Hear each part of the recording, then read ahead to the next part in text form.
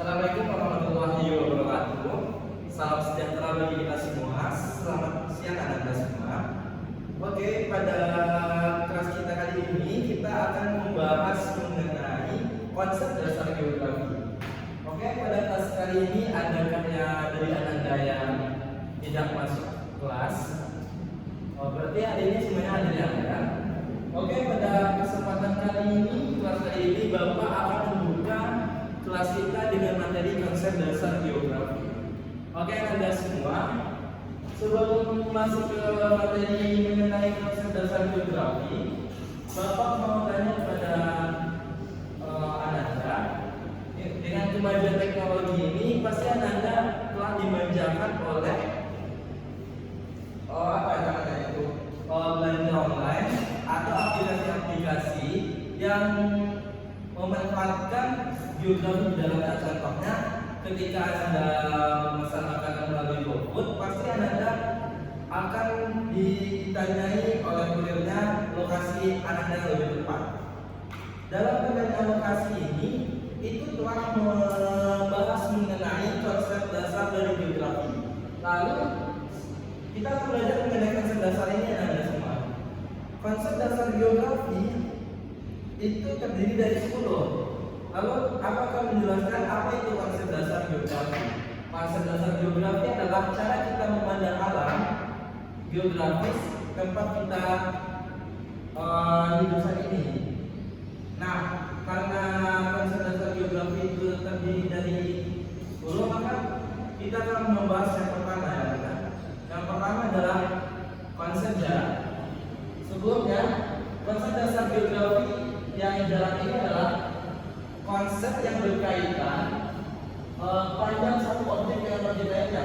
Konsep jarak ini juga terbagi menjadi dua, yaitu jarak absolut maupun jarak relatif. Jadi kita ambil kesimpulan bahwasanya konsep jarak ini dapat yang berhubungan itu jarak antara satu tempat ke tempat yang lainnya. Misalnya jarak dari kampus ke rumah. Lalu jarak itu terbagi dua juga. Selanjutnya adalah jarak relatif dan juga jarak absolut. Jarak absolut adalah jarak yang dalam satuan tertentu atau jarak sebenarnya. Misalnya dari Kota Padang ke Kota Solo memakan jarak tempuh sekitar 72 km dengan jarak tempuhnya itu sekitar 1,5 jam. Nah, itu dinamakan dengan jarak absolut. Selanjutnya kalau kita membahas mengenai jarak relatif, yaitu jarak yang dipengaruhi oleh itu daerah sekitarnya. Misalnya karena dari Padang ke Solo tadi memakan jarak tempuh sekitar 72 km, lalu karena adanya macet atau kecelakaan di jalan, sehingga yang awalnya kita berangkat itu sekitar 1,5 jam doang, karena ada kendala di perjalanan, maka jarak kita akan memakan 2 jam atau lebih. Selanjutnya kita akan masuk ke konsep kedua, yaitu mengenai lokasi. Dari apakah Anda mengetahui apa itu konsep lokasi? Nah, akan kita bahas mengenai konsep lokasi. Konsep lokasi adalah konsep yang membahas letak atau posisi spasial dari objek tertentu di permukaan bumi. Pasti bingung nggak bagaimana konsep lokasi ini? Berarti konsep lokasi ini berkaitan dengan letak tempat pada permukaan bumi. Misalnya kan Universitas Negeri Padang ini terletak di air tawar, maka lokasinya berada di air tawar. Nah, lokasi juga terbagi menjadi dua. Apa itu? Yang pertama ada lokasi absolut dan lokasi relatif. Yang pertama kita memasuki lokasi absolut. Lokasi absolut adalah letak atau tempat yang dilihat dari garis lintang dan garis tujur. Contoh lokasi absolut tersebut adalah letak Indonesia secara astronomis, yaitu 6 derajat lintang utara, 11 derajat lintang selatan, dan 95 derajat bujur timur sampai 141 bujur timur. Selanjutnya kita masuk ke lokasi relatif. Nah, di lokasi relatif ini adalah letak atau tempat yang dilihat dari daerah lain sekitarnya. Lokasi relatif dapat berganti sesuai dengan objek yang ada di sekitarnya. Contohnya, lokasi relatif adalah geografis negara Indonesia India dan Samudra Pasifik, serta di antara dua benua, yaitu benua Asia dan benua Australia.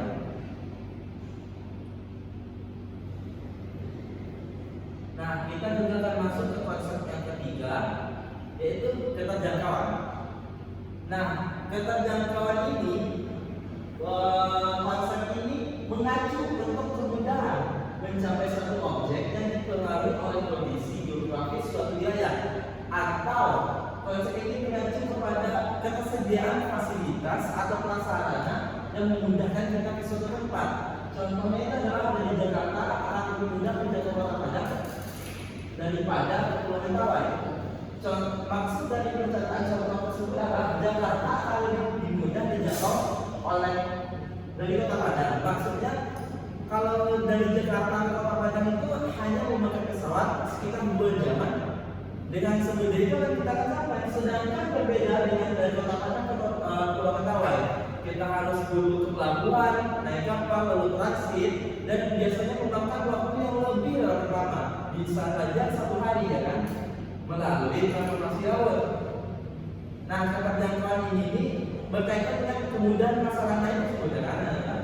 Nah, misalnya tadi kita dari Padang ke Solo, karena prasarana yang lengkap yaitu jalan yang mulus ataupun pom bensin ataupun listrik yang memudahkan kita untuk menjangkau daerah tersebut. Selanjutnya kita akan masuk ke konsep keempat, yaitu ada pola dan morfologi. Konsep pola ini mengacu pada susunan penyebaran fenomena pada ruang bumi. Contohnya adalah pola pemukiman penduduk di wilayah pesisir memanjang mengikuti garis pantai. Nah, ada pola memanjang, pola sejajar, vertikal, dan lain pola lainnya. Selanjutnya itu adalah konsep morfologi. Morfologi menggambarkan perwujudan daratan di muka bumi yang merupakan hasil proses dari pengangkatan, penurunan melalui proses geologi. Nah, contoh seperti adalah pulau-pulau, daratan luas, pegunungan, dan lembah. Nah, morfologi itu bagaimana permukaan bumi itu terlihat oleh mata kita. Misalnya adalah proses pengangkatan, terjadinya pegunungan, penurunan, terjadinya lembah, dan lain sebagainya. Selanjutnya kita sudah masuk ke konsep keempat. Nah, Bapak ada pertanyaan bagi Anda ya. Coba Anda analisis narasi yang Bapak berikan. Narasinya gini. Misalnya dari Kota Padang ke Pariaman itu menempuh jarak sekitar 50 km dan menempuh waktu sekitar 30 menit. Lalu di pesisir tersebut ada bentuk perairan berupa pantai dan juga pola masyarakat yang mengelilingi yang menyebar di tepi pantai.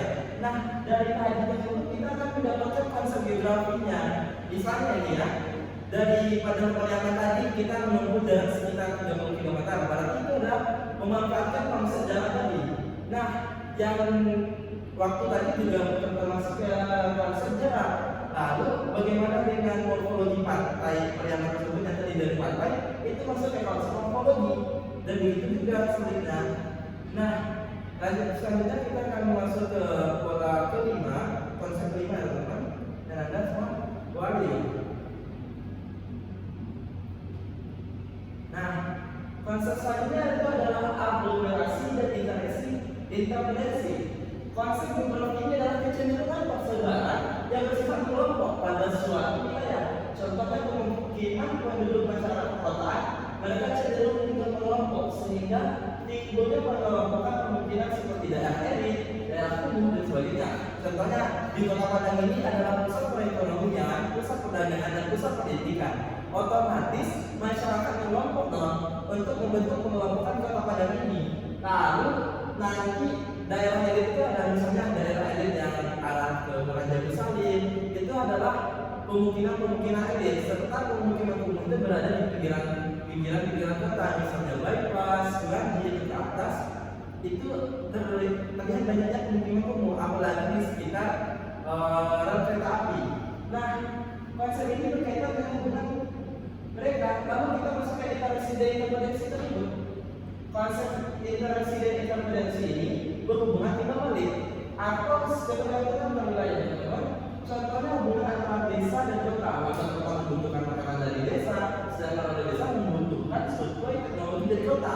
Nah, kota Solo dan kota Padang tadi, kota Solo menyediakan sayur-mayur, buah-buahan yang akan kita ekspor ke kota Padang, sedangkan kota Padang memiliki teknologi ataupun itu sumber perikanan yang melimpah dan bisa juga diekspor ke kota Solo. Seperti itu narasinya ya. Selanjutnya kita masuk ke konsep yang ketujuh. Selanjutnya itu adalah nilai kegunaan atau diferensiasi area dan diferensiasi area. Nilai kegunaan mengacu pada kelebihan yang dimiliki oleh suatu tempat atau wilayah. Misalnya ini gambar ilustrasi pada di atas ini adalah gambar sawah, berarti wilayah ini cocok sebagai pertanian. Nah, selanjutnya diferensiasi area itu menambahkan keunikan atau karakteristik antara wilayah satu dengan lainnya. Contoh ini adalah masyarakat yang memiliki pesisir bekerja sebagai nelayan, sedangkan warga pegunungan bekerja sebagai pekebun atau petani. Selanjutnya, konsep selanjutnya adalah keterkaitan ruang. Konsep ini menunjukkan tingkat hubungan antar wilayah. Contohnya daerah hilir mengalami banjir karena pembangunan yang terjadi di daerah dulu. Oke, sekian materi yang Bapak sampaikan mengenai konsep dasar geografi. Nah, sepanjang Bapak menerangkan, apakah Anda memahami apa yang Bapak sampaikan? Oke, berarti Anda paham semuanya mengenai materi yang telah Bapak sampaikan mengenai konsep dasar geografi. Oke teman-teman, oke Anda sekalian, karena